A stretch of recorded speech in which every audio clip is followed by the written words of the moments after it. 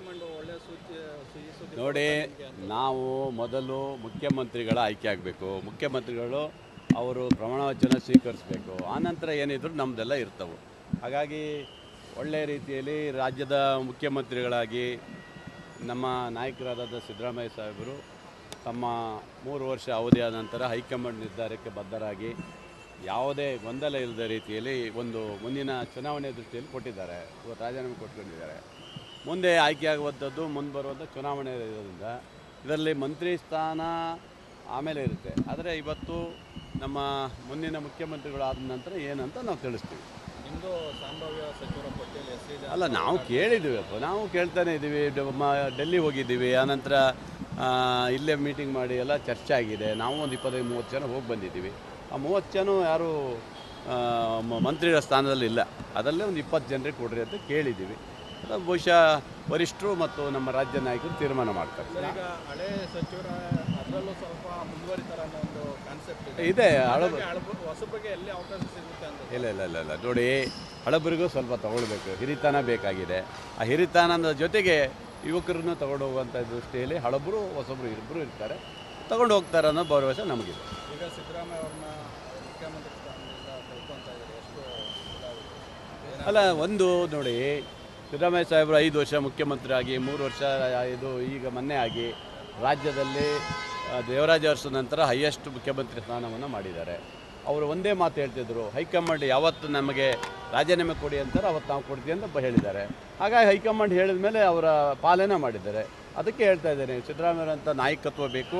ಅವರ ಮುಂದಿನ ಚುನಾವಣೆಯಲ್ಲೂ ಸಹ ಅವರ ನಾಯಕತ್ವದಲ್ಲಿ, ಅವರ ಸಹಕಾರದಲ್ಲಿ, ಅವರ ಆಶೀರ್ವಾದದಿಂದ ನಾವು 28ಗೂ ಗೆಲ್ಲಬೇಕು ಅನ್ನೋ ಉದ್ದೇಶ ನಮಗಿದೆ. ಸರ್, ಸಿಎಂ ಸ್ಥಾನವನ್ನು ಒತ್ತು ಕಿತ್ಕೊಂಡಿದ್ದಾರೆ ಹೈಕಮಾಂಡ್ ಅಂತ ಅವ್ರಿಗೆ ತಲೆ ಇದೆಯಾ? BJPಯವರಿಗೆ ಇವಾಗಲೂ ಹೇಳ್ತಾ ಇದ್ದೀನಿ, ಪ್ರಹ್ಲಾದ್ ಜೋಶಿ ಅವರು ಹೇಳಿದ್ದಾರೆ, ಅಶೋಕ್ ಹೇಳಿದ್ದಾರೆ, ಸುನೀಲ್ ಕುಮಾರ್ ಹೇಳಿದ್ದಾರೆ. ಏನು ಹೇಳಿದ್ದಾರೆ ಅವರು? ಎಲ್ಲ ಈ ಥರ ಸಿದ್ದರಾಮಯ್ಯವ್ರನ್ನ ಈ ರೀತಿ ಇಳಿಸಬಾರ್ದು ಪ್ರಹ್ಲಾದ್ ಜೋಶಿ ಹೇಳಿದ್ದಾರೆ. ಸುನೀಲ್ ಕುಮಾರ್, ನಿಮಗೆ ಮಾನ ಮರಿತಿದೆಯಾ ನಿಮಗೆ?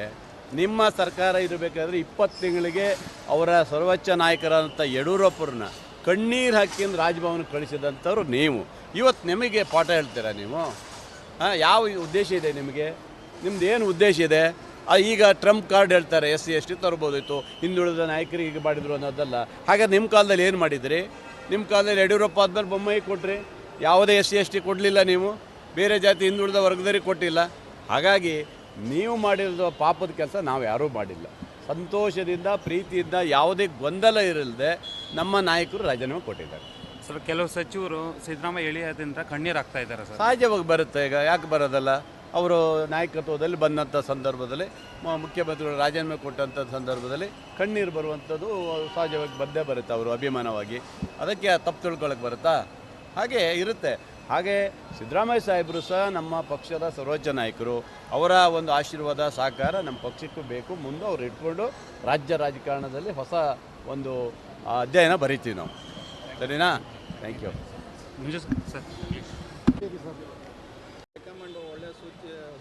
ನೋಡಿ, ನಾವು ಮೊದಲು ಮುಖ್ಯಮಂತ್ರಿಗಳ ಆಯ್ಕೆ ಆಗಬೇಕು. ಮುಖ್ಯಮಂತ್ರಿಗಳು ಅವರು ಪ್ರಮಾಣ ವಚನ ಸ್ವೀಕರಿಸಬೇಕು. ಆನಂತರ ಏನಿದ್ರು ನಮ್ಮದೆಲ್ಲ ಇರ್ತವೆ.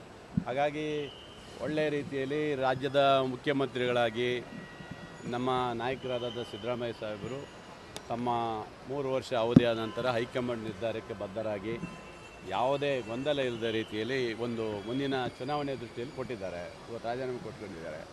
ಮುಂದೆ ಆಯ್ಕೆಯಾಗುವಂಥದ್ದು ಮುಂದೆ ಬರುವಂಥ ಚುನಾವಣೆ ಇರೋದ್ರಿಂದ ಇದರಲ್ಲಿ ಮಂತ್ರಿ ಸ್ಥಾನ ಆಮೇಲೆ ಇರುತ್ತೆ. ಆದರೆ ಇವತ್ತು ನಮ್ಮ ಮುಂದಿನ ಮುಖ್ಯಮಂತ್ರಿಗಳಾದ ನಂತರ ಏನಂತ ನಾವು ತಿಳಿಸ್ತೀವಿ.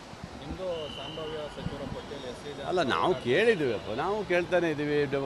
ಡೆಲ್ಲಿ ಹೋಗಿದ್ದೀವಿ, ಆನಂತರ ಇಲ್ಲೇ ಮೀಟಿಂಗ್ ಮಾಡಿ ಎಲ್ಲ ಚರ್ಚೆ ಆಗಿದೆ. ನಾವು ಒಂದು 25-30 ಜನ ಹೋಗಿ ಬಂದಿದ್ದೀವಿ. ಆ 30 ಜನ ಯಾರು ಮಂತ್ರಿಗಳ ಸ್ಥಾನದಲ್ಲಿ ಇಲ್ಲ. ಅದರಲ್ಲೇ ಒಂದು 20 ಜನರಿಗೆ ಕೊಡ್ರಿ ಅಂತ ಕೇಳಿದ್ದೀವಿ.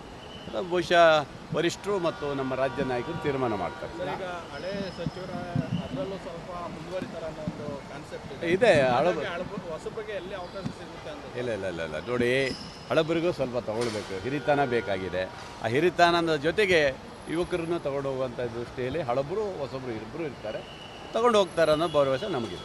ಈಗ ಸಿದ್ದರಾಮಯ್ಯ ಅವ್ರನ್ನ ಮುಖ್ಯಮಂತ್ರಿ ಸ್ಥಾನದಿಂದ ಕಳ್ಕೊತ ಇದ್ದಾರೆ. ಎಷ್ಟು ಅಲ್ಲ, ಒಂದು ನೋಡಿ, ಸಿದ್ದರಾಮಯ್ಯ ಸಾಹೇಬರು 5 ವರ್ಷ ಮುಖ್ಯಮಂತ್ರಿ ಆಗಿ 3 ವರ್ಷ ಇದು ಈಗ ಮೊನ್ನೆ ಆಗಿ ರಾಜ್ಯದಲ್ಲಿ ದೇವರಾಜ ಅರಸು ನಂತರ ಹೈಯೆಸ್ಟ್ ಮುಖ್ಯಮಂತ್ರಿ ಸ್ಥಾನವನ್ನು ಮಾಡಿದ್ದಾರೆ.